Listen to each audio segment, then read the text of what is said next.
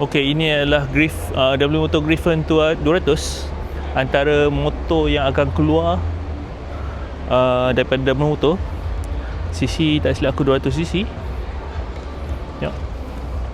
Ini adalah kompetitor yang tak buka ke? Nanti lah. Ini adalah kompetitor skuter yang akan masuk. Tengok macam mana. Kontrol dia banyak siut.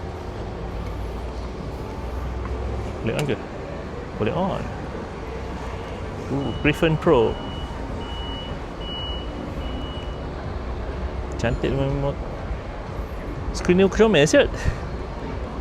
Kita tengok apa ada. High beam, low beam. Horn TCS.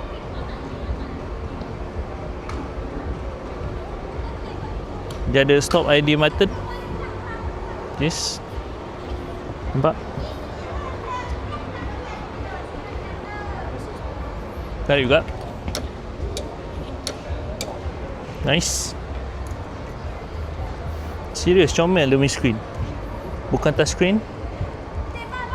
Aku tak tahu macam nak pergi menu. Ini ada 2 button je. Ni pergi balik. Okey, aku tak tahu apa. Ini high beam. Idling button. Hazard. Start button. Ni fuel seat. Kita off, open. Buka fuel seat. Bapak dalam. Ini boy. Serius dalam. Ini penting ni. Cangkuk letak helmet. Bapak dalam. Ini serius dalam. So ni dia punya something.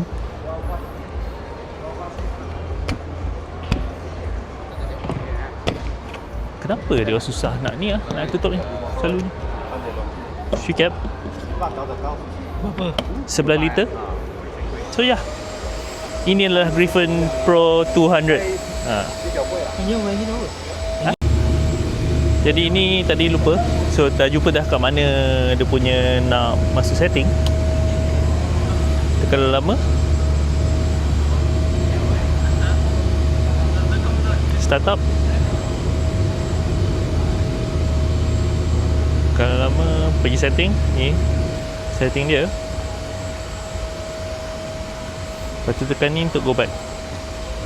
Ini adalah untuk dashcam. No, dia boleh mirroring rasa aku. This one is for the mirroring. So yeah. Oh, nak buka ni kena tekan lama, just sikit. Dalam ni ada dia punya USB charger. Dan aku tengah cari kat mana dia punya seat lah.